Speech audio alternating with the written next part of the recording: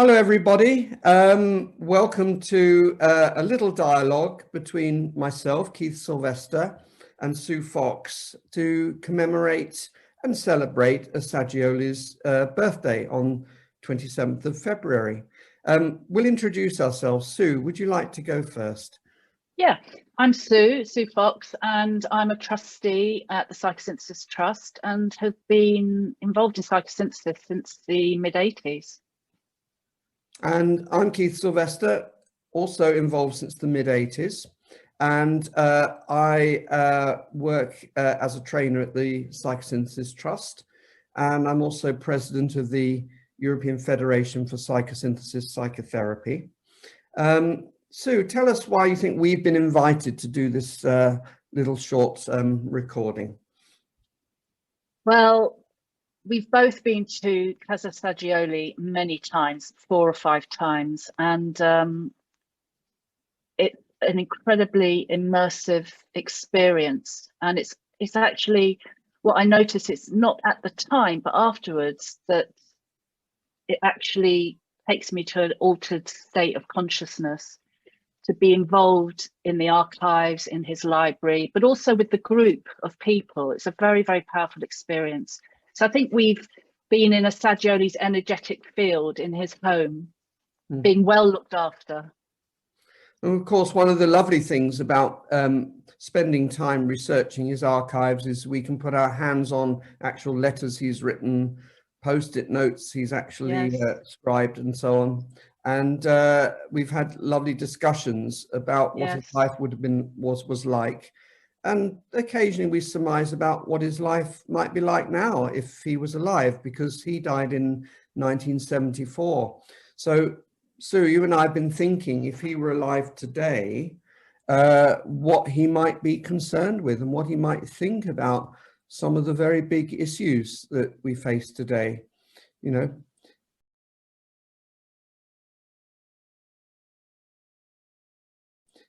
What do you think the biggest issues would be?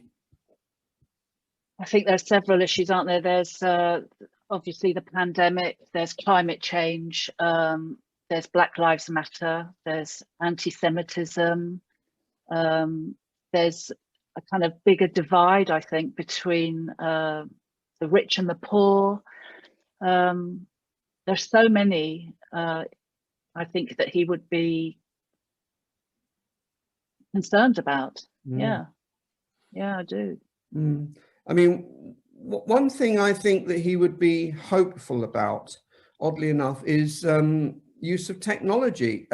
Before he died, he wrote pieces on how we use technology, and he was obviously pre-computer age. I think he would be very in favor of things like the internet and use of email and even probably Twitter, because he wrote little notes on things around his office.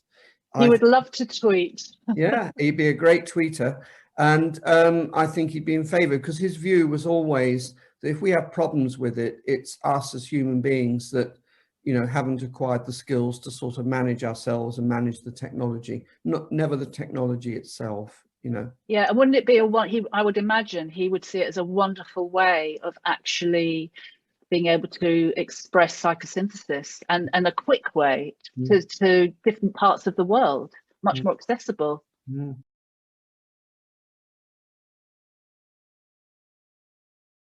what do you think he would think about psychosynthesis today in our very complex, sort of cosmopolitan, cross-cultural world?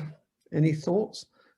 Well, I know that from, you know, delving into some of the archives, that, you know, it was very important for Assagioli for us to, because we're so intimately connected, although we like to think of ourselves as separate.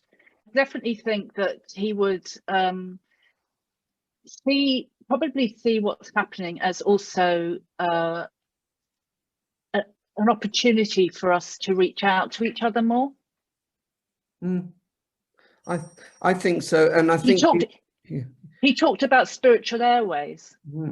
Spiritual airways. That's not like British Airways, I presume. No.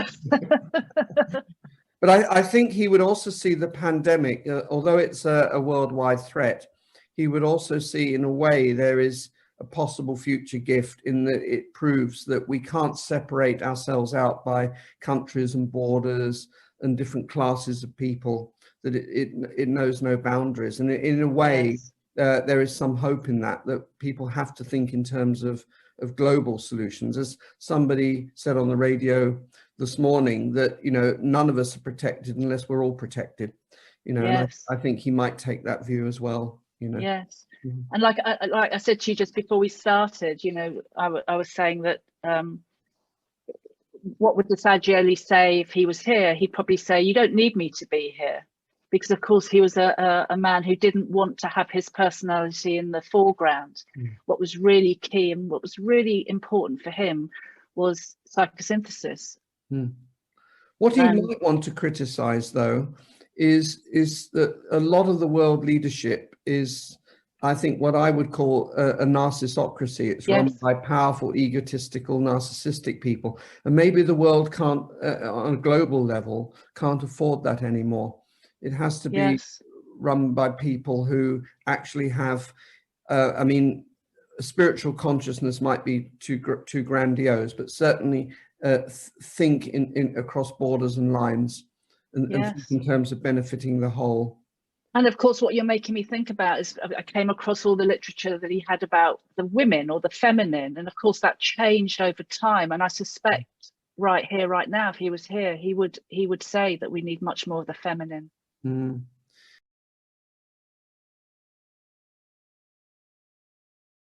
I'll ask you a question, because I think you've taken a particular interest in this. You know, he was Jewish, and he was very instrumental in setting up a progressive Judaism in Italy, and he spoke to many progressive Jewish youth camps over the years. Why do you think he didn't say that much about the Holocaust? And what would you think about anti-Semitism these days?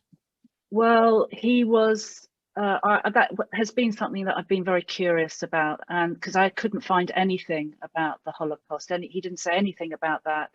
But he was a pacifist, and as we know, he was in jail because he was a pacifist. But what I did find out was that he actually led prayers for peace and other international crimes during that period. So that was his way of trying to make a difference without resorting to opinions or feelings about that. And also that he had received a letter from the Tibetan which said that he was on a mission. He had a mission to accomplish, which was to free the Jewish identity from orthodoxy, which was why he developed the progressive movement. And so he was actually told to not get sidetracked by the suffering that was going on. So I think he was very aligned with a vision that was given to him. But I wonder what he would have thought, you know, had he really taken into account the horror of the Holocaust and future Holocausts that have happened that just affected Jews. You know, if we think of other places like Rwanda and other Holocausts. I know.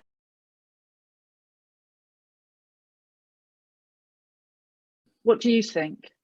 I don't know. I think he probably would have taken a more active view about how we deal with things, because, you know, he did believe in the will. I think although he was a pacifist, the will was very important, and political will to achieve change is also incredibly important.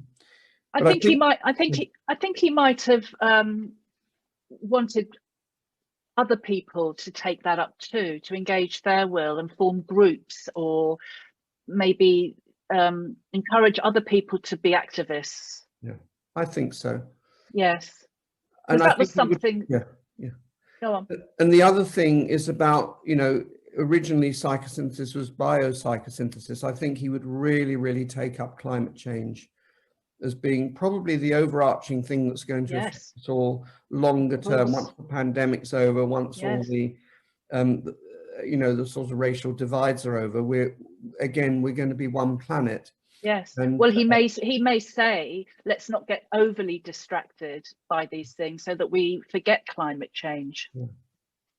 Yeah. the other But thing, of course, go on.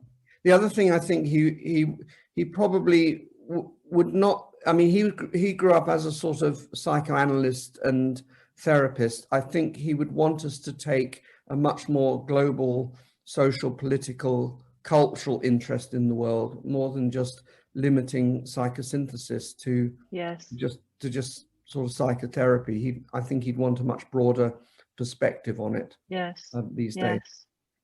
Yes.